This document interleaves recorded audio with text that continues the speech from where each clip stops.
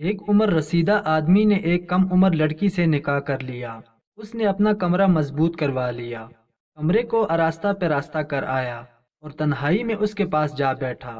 دل میں اس کے لیے محبت رکھتا تھا، لمبی راتوں میں بھی نہ سوتا اور ہمہ وقت خوش گوئی کرتا، لطیفے سناتا اور اسے خوش رکھتا تھا، تاکہ اس لڑکی کے دل میں اس کے لیے نفرت پیدا نہ ہو اور نہ ہی وہ اس سے خوف زدہ ہو، بلکہ وہ بھی اس سے محبت کرنے لگے۔ اس نوجوان اور خوبصورت لڑکی پر اپنی جان نثار کرتا، دل پیش کیے رہتا تھا۔ ایک رات اس لڑکی سے بولا، تیرا نصیب بہت بلند تھا کہ تو ایک بوڑھے کے نکاح میں آئی، بوڑھا بھی ایسا جس نے دنیا بھی دیکھی ہے، زندگی میں آرام بھی ملا ہے اور زندگی کے گرم سر سے گزرا ہے، نیک و بد کو آزمائے ہوئے ہے، وہ لوگوں سے دوستی کے حقوق سے واقف ہے اور وہ ہر کسی سے محبت کی شرائط پوری کرتا ہے، وہ بڑا شفیق، مہربان اور میٹھی زبان والا مرد ہے۔ پھر کہنے لگا، جہاں تک ہو سکے گا تیری دل دادی کروں گا، اور اگر تم مجھے سب کچھ ہوتے ہوئے بھی ستائے گی پھر بھی میں تجھے کچھ نہ کہوں گا، اگر طوطے کی مثل تیری خوراک میٹھی چیزیں ہوں گی تو وہ بھی مہیا کروں گا، اور تیری خدمت میں اپنی پیاری اور عزیز جان قربان کر دوں گا۔ تو شکر ادا کر کہ تو کسی جوان کے نکاح میں نہ آئی جو متکبر، بے عقل اور لڑاکا ہوتا ہے، یا غیر مستقل مزاج جسے ہر دم ہوس سے غرض ہوتی ہے۔ وہ ہر رات ایک نئی جگہ عیاشی کرتا اور ہر رات ایک نیا دوست بنا کر داد عیش دیتا ہے۔ ایسے مردوں کے بارے میں کسی نے کیا خوب کہا ہے کہ جوان اچھے ہوتے ہیں، خوبصورت ہوتے ہیں، مگر کبھی کسی کے وفادار نہیں ہوتے، لیکن بوڑھوں کی جماعت عقل مندی سے اور تمیز سے زندگی گزارتی ہے۔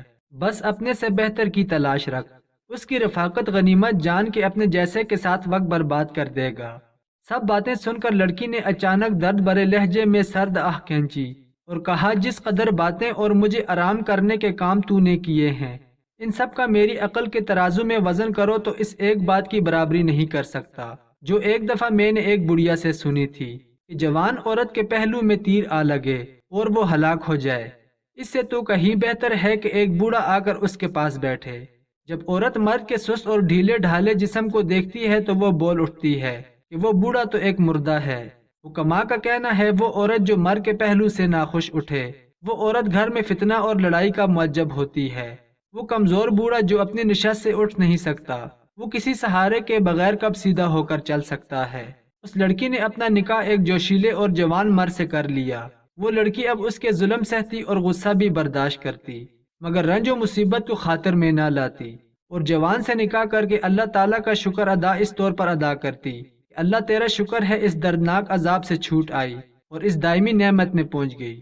حضرت شیخ سعدی رحمۃ اللہ علیہ فرماتے ہیں کہ سچ ہے کہ حسین چہرہ، مخمل کا لباس، سندر اور خوشبودار عطر، رنگ اور ہوس، یہ سب اشیاء عورت کی زینت ہے، اور مردوں میں طاقت اور مردانگی سب زینتوں سے بڑی زینت اور نعمت ہے۔ وہ لڑکی اب نوجوان کا ظلم اور اس کی بدمزاجی سہتی، مگر مرد کی مردانگی پر فریفتہ ہوتی۔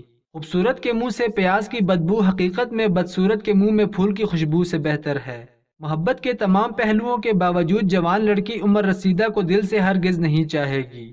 ہزاروں وعدوں، ہزاروں قسموں کے لالچ دینے پر بھی جوان لڑکی بوڑھے کو دل میں ہرگز جگہ نہ دے گی۔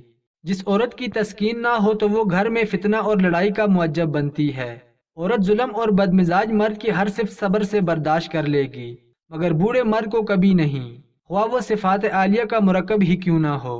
اس لڑکی نے صاف لفظوں میں اپنے بوڑھے شوہر کو بتا دیا کہ وہ اس سے مطمئن نہیں ہے۔ بوڑھا سمجھ گیا کہ وہ اپنی بیوی کو خوش نہ رکھ سکے گا، چنانچہ اس نے اسے طلاق دے دی۔ حضرت شیخ سعدی رحمۃ اللہ علیہ اس حقائق کو بیان کرنے کے بعد ایک سبق دیتے ہیں۔ جو بوڑھے ہوس پوری کرنے کے لیے جوان عورت سے شادی کر لیتے ہیں، وہ نہ صرف ان عورتوں کے ساتھ بلکہ خود اپنے ساتھ بھی ظلم کرتے ہیں۔ ان کی گھریلو زندگی ہرگز خوشگوار نہیں ہو سکتی ہے۔